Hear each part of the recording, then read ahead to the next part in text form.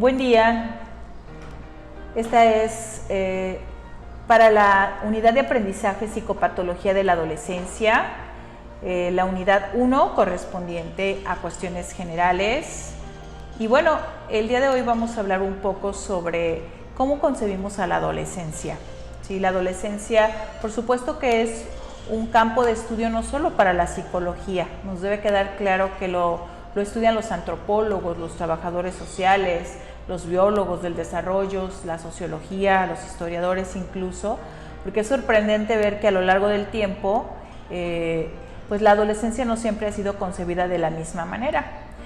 Primero, no había una diferenciación entre la infancia y la adolescencia. De ser niño pasabas a ser adulto. De hecho, hay culturas en donde aún sigue sin ser reconocida la adolescencia.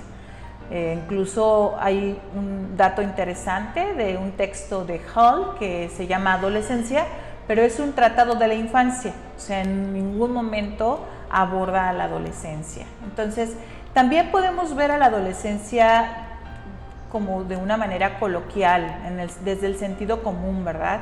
Como miembro de una familia, porque quien no ha vivido se ha relacionado o ha vivido la adolescencia, o se ha relacionado con un adolescente y puede hablar del tema, ¿verdad? Sin embargo, pues también hay unos expertos en la adolescencia que son los maestros, y de manera general en la sociedad existen incluso programas específicos para atender a los adolescentes. Esta pluralidad de enfoques de las distintas disciplinas, de modelos teóricos también que vamos a ver el día de hoy, ¿sí? Hace que la adolescencia, ¿verdad?, pueda ser entendida de una manera diversa y que pueda ser complejo comprender todas las implicaciones que tiene.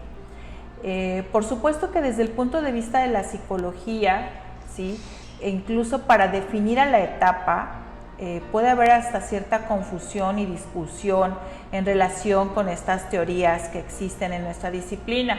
¿Por qué? Porque hay quienes dicen que no importa lo que suceda, existe una capacidad del sujeto para reflexionar y tomar decisiones y no verse afectado por la crisis de la adolescencia.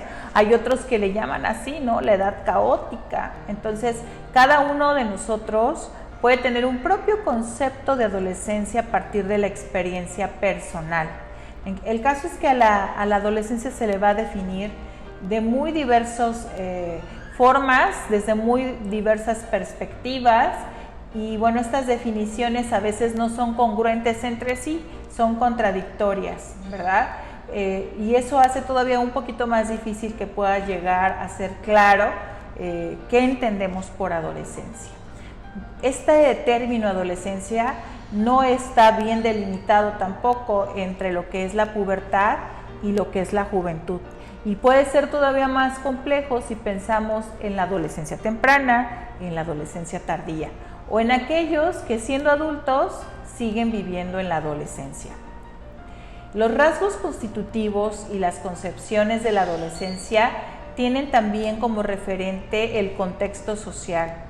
A lo largo del tiempo hay grupos sociales a lo largo del mundo que han ignorado a la adolescencia o que le han dado un énfasis importante.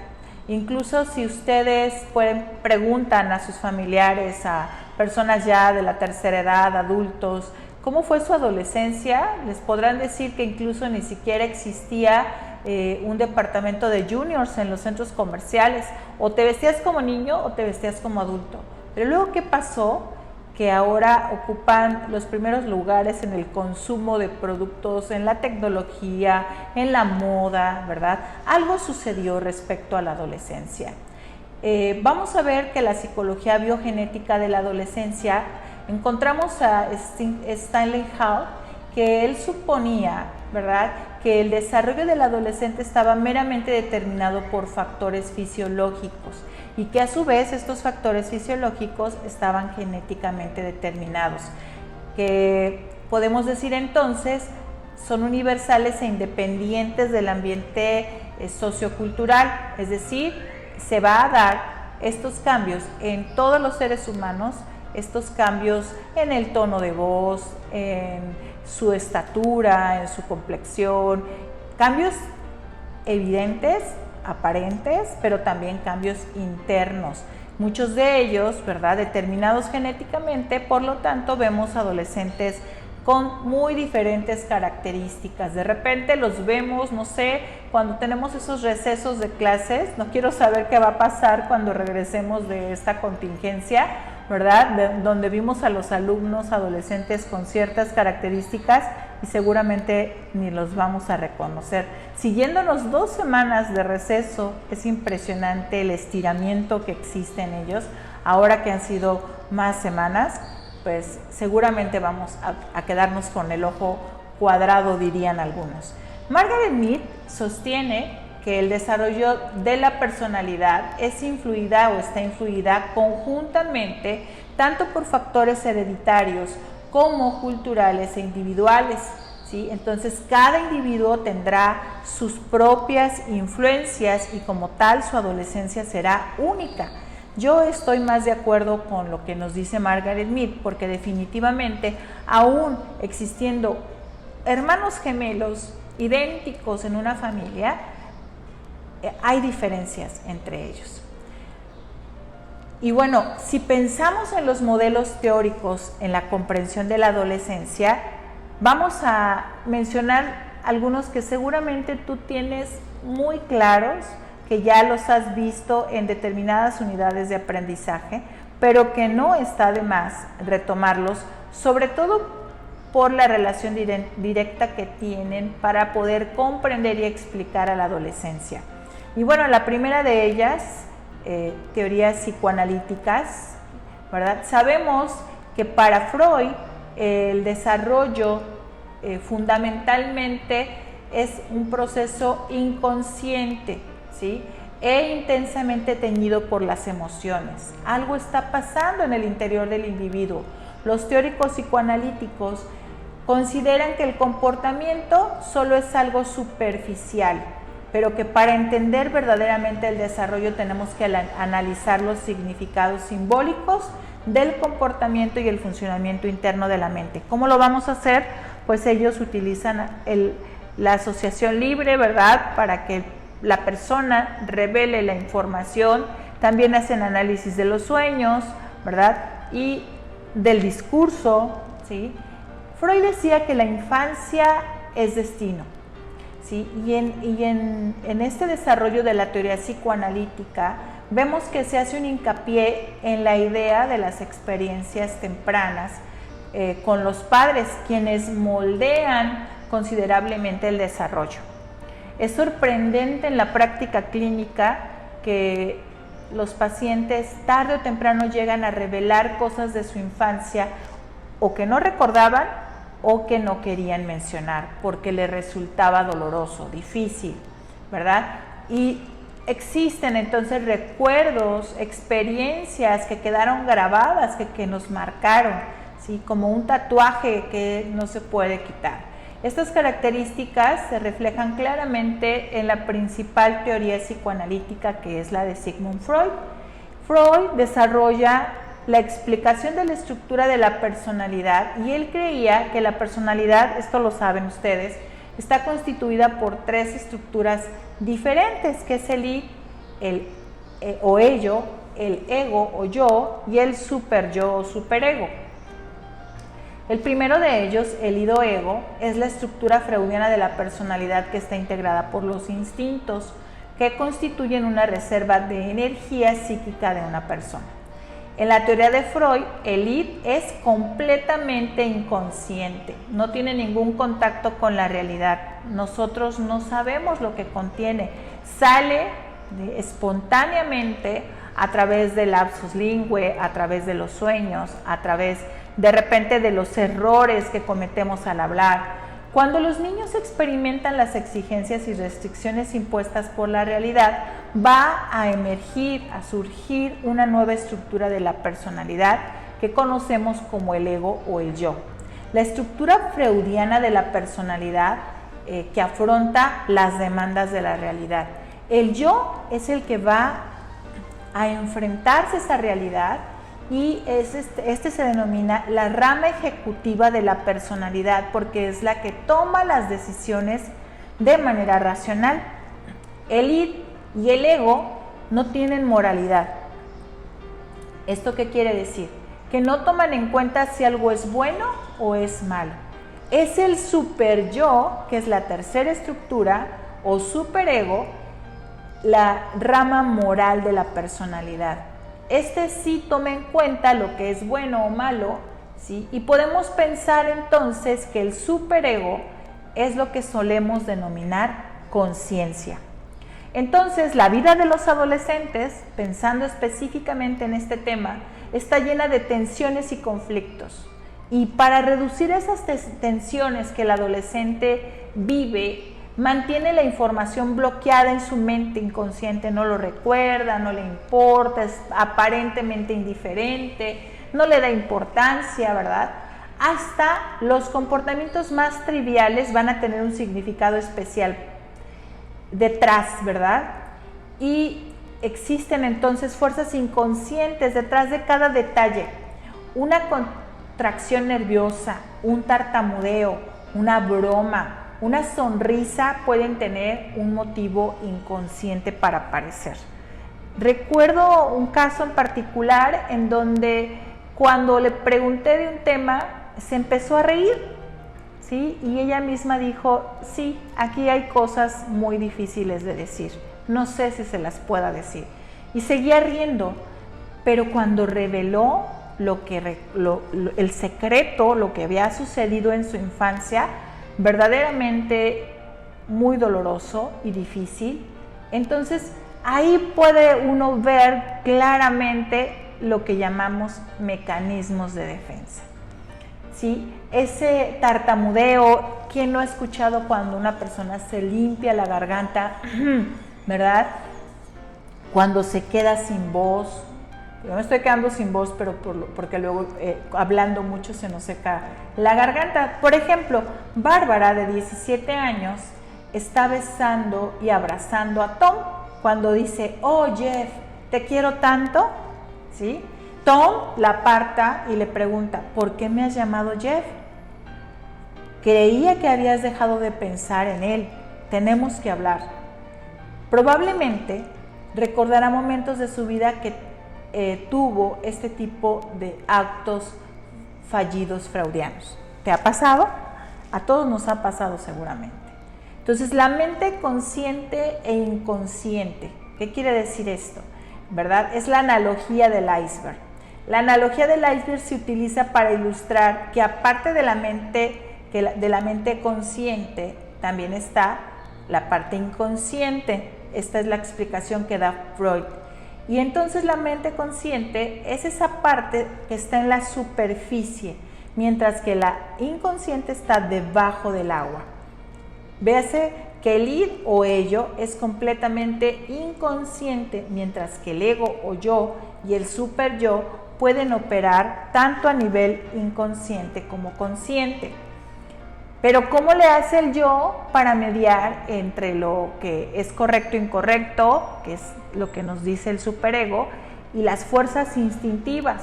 Pues bueno, él utiliza algo que se conoce como mecanismos de defensa, y entonces el yo resuelve estos conflictos entre esas demandas de la realidad y esas fuerzas inconscientes o impulsos, ¿verdad? Esos deseos. Se trata entonces de métodos inconscientes que utiliza el yo para distorsionar la realidad a fin de prevenir o detener la ansiedad que le representa.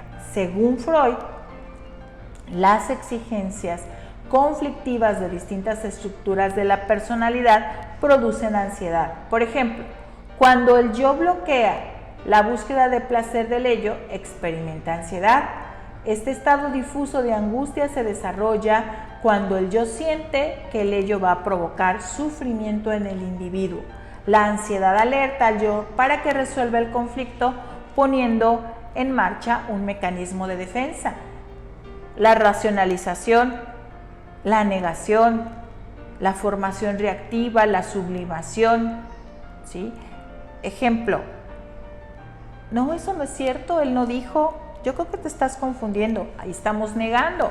O la racionalización, bueno, lo que pasa es, tratamos de dar una explicación lógica a las cosas, ¿sí? Pero bueno, no solamente es Freud dentro de del modelo psicoanalítico, también encontramos a Peter Boles y Anna Freud. Tanto Peter como Anna, Peter es un psicoanalista británico y Anna pues es la hija de Sigmund Freud, creen que los mecanismos de defensa ayudan a entender el desarrollo del adolescente. Esto es muy importante. Peter Boles afirma que la represión durante la adolescencia no es en absoluto defensiva, sino más bien un aspecto integral, normal e inevitable y universal de la pubertad, ¿sí? No sé si han observado, ¿verdad? De repente a los adolescentes que parece que no les corre el tiempo, que no les corre la vida. Tú les dices algo y ellos, ajá, y no hacen caso, ni se inmutan, ni se mueven, ¿verdad? Entonces, esta es parte integral de su personalidad. La naturaleza de la represión varía de un adolescente a otro. Puede implicar una autonomía infantil, obediencia y tendencia a ponerse celoso, o bien un regreso repentino a la pasividad que caracteriza a los infantes, ¿sí? Anna Freud, por su parte, ella desarrolló la idea de que los mecanismos de defensa son la clave para entender la adaptación adolescente. Considera que los problemas de la adolescencia no se resuelven entendiendo el ello o las fuerzas instintivas, sino profundizando en la existencia de objetos afectivos en el pasado del adolescente. Ella sostiene que el apego a esos objetos, que generalmente coinciden con los padres, se mantienen desde la primera infancia, atenuándose o inhibiéndose durante la fase de la latencia.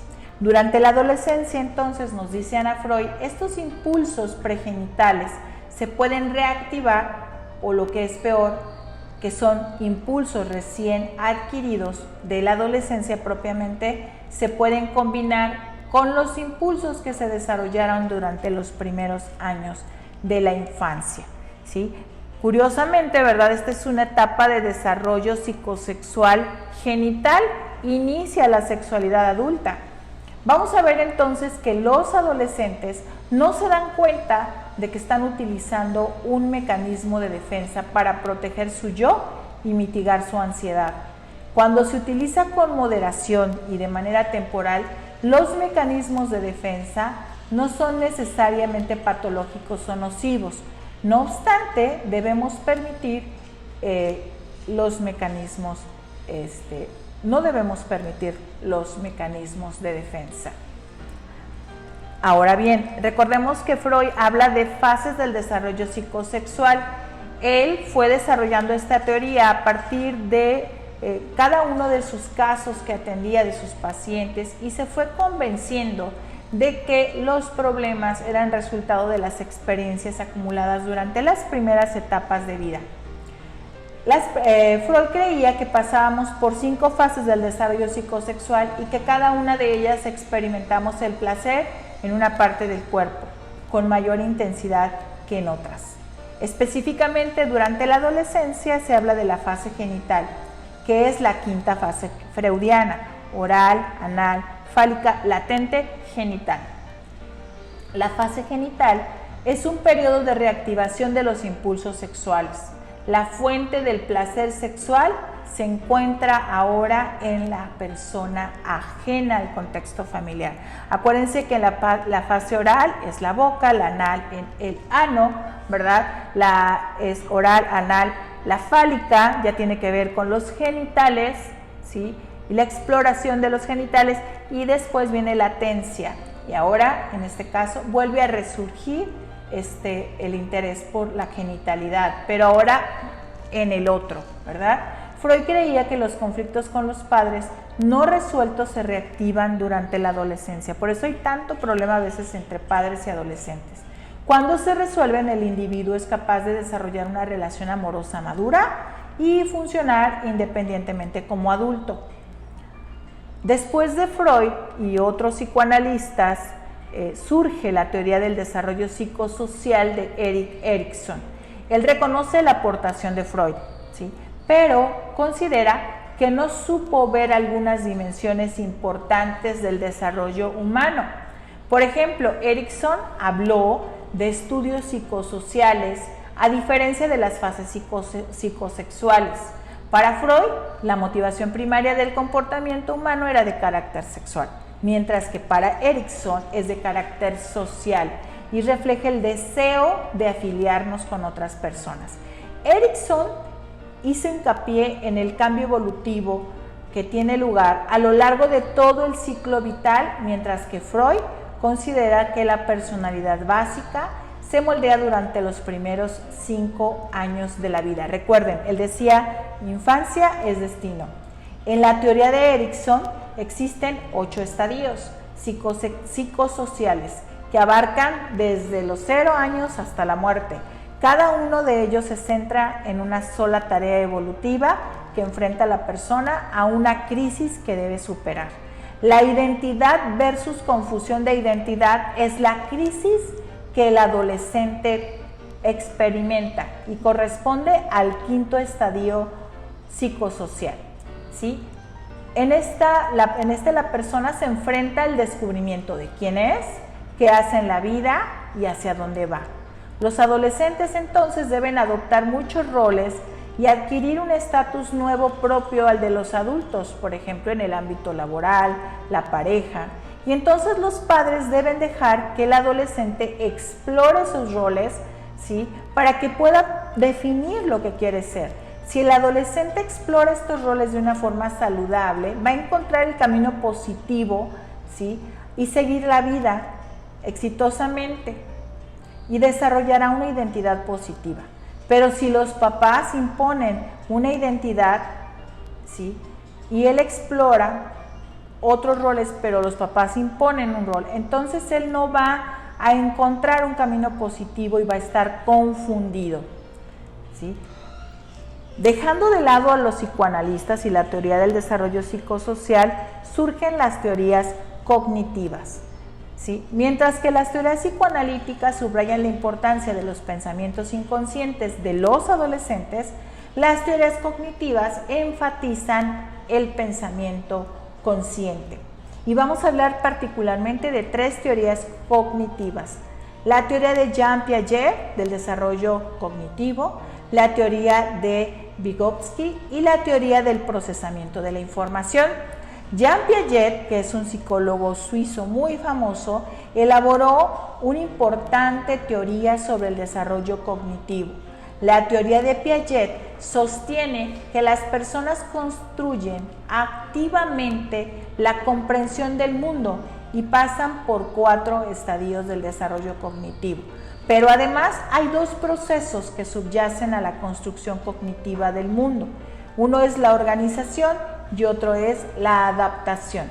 Para dar sentido al mundo, organizamos nuestras experiencias. Por ejemplo, separamos las ideas importantes de las menos importantes y hacemos conexiones entre ellas. Pero no nos limitamos a organizar nuestras observaciones y experiencias. También nos adaptamos.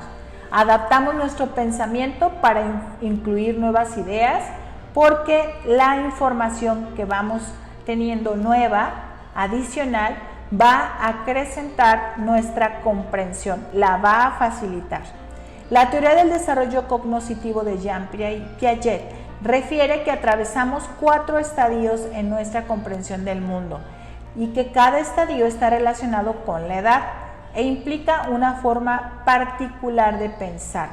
Recordemos que es la forma diferente de entender el mundo lo que determina que una persona se encuentre en un estadio o en otro.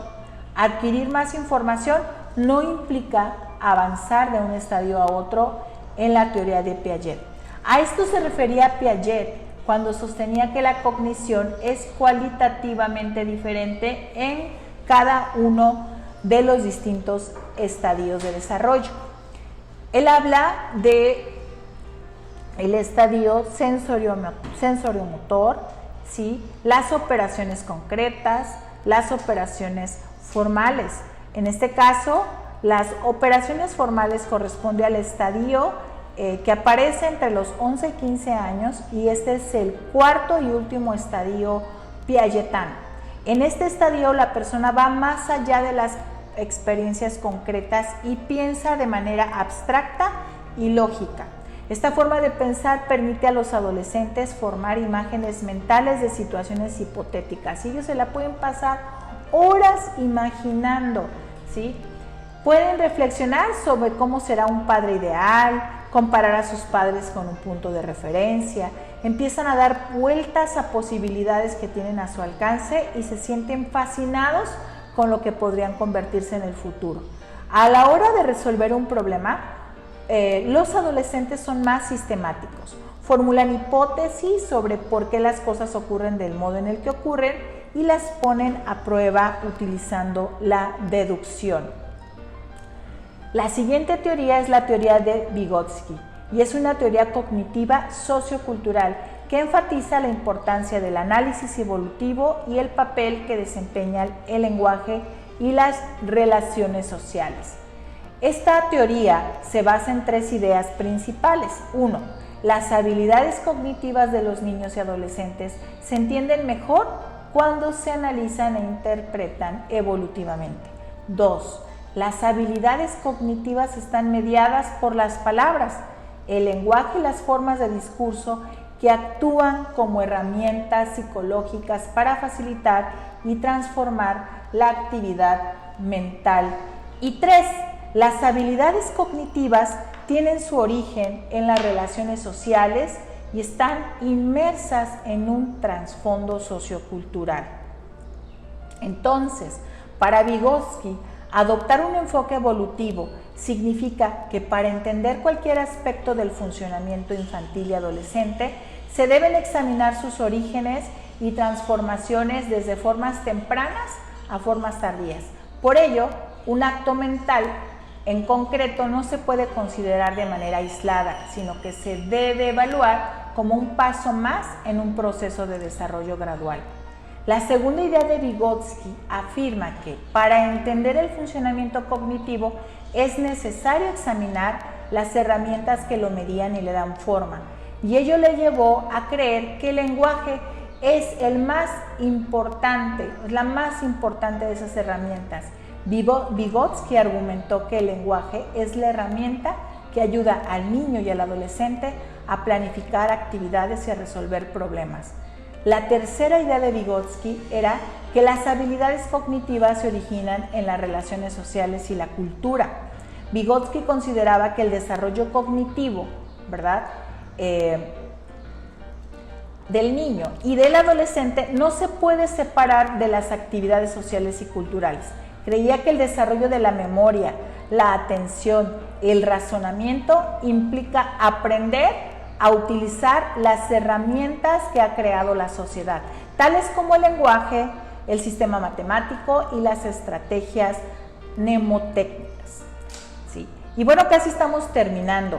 La teoría sociocognitiva de Bandura enfatiza las influencias recíprocas entre el comportamiento, los ambientes y los factores personales y cognitivos. Y es muy importante porque él dice que el comportamiento de la persona puede modificar el ambiente. Él es uno de los que dicen que no todos los adolescentes viven de manera dramática su etapa, ¿sí? Porque tienen herramientas, debemos de entender que tiene libertad para decidir y el adolescente también puede recuperarse.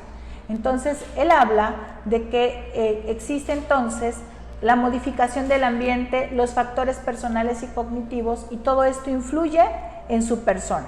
Entre los factores personales cognitivos va a incluirse la autoestima, que es la creencia de uno, ¿verdad?, sobre la capacidad que tiene para dominar una situación y obtener resultados positivos, los planes y las habilidades de pensamiento.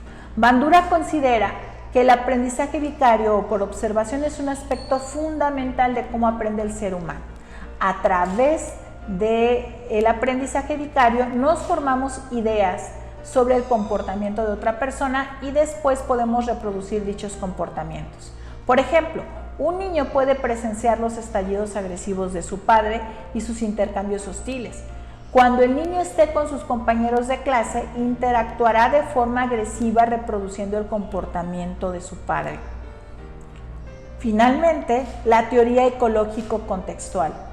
Uri Bronfenbrenner propuso un enfoque marcadamente ambiental sobre el desarrollo infantil que está recibiendo una gran atención, y me refiero a esta teoría ecológico-contextual, que es el enfoque teórico sobre el desarrollo que postula la existencia de 5 sistemas ambientales que van desde la interacción directa con los agentes sociales de menor alcance hasta el influjo de la cultura de mayor alcance. Los 5 sistemas de la teoría ecológico-contextual son el microsistema, el mesosistema, el exosistema, el macrosistema y el cronosistema. Veamos brevemente.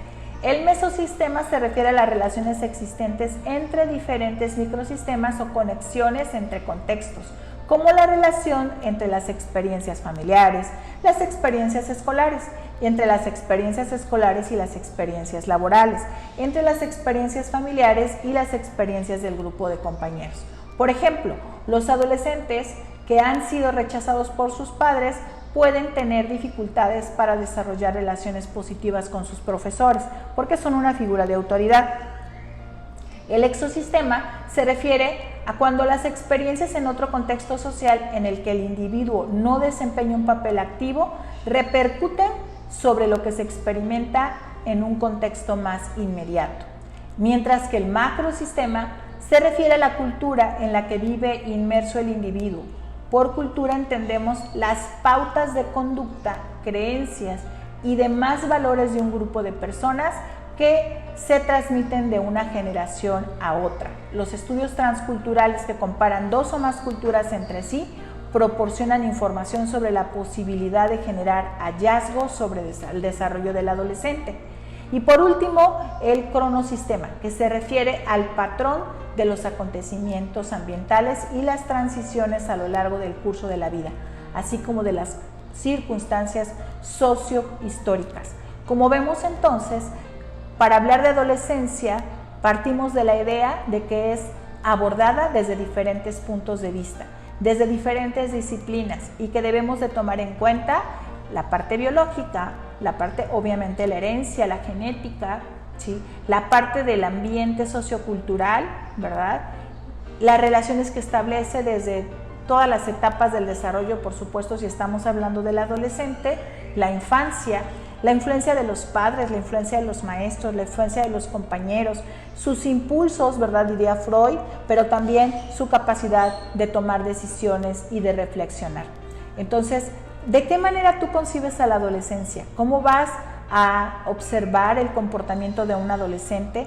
Tendrás que tomar un marco de referencia que te va a permitir dar explicaciones a los comportamientos, a todas esas actitudes que muestra el adolescente, y poder determinar si está dentro de un rango de normalidad o presenta alguna dificultad. Y si bien he promovido la no etiqueta de los adolescentes, debemos comprender lo que les sucede para poderles dar alternativas de atención correctas y particulares a sus necesidades. Esto fue Psicopatología de la Adolescencia para la Universidad Benemérito de las Américas. Su servidora Miriam Arista Ceja.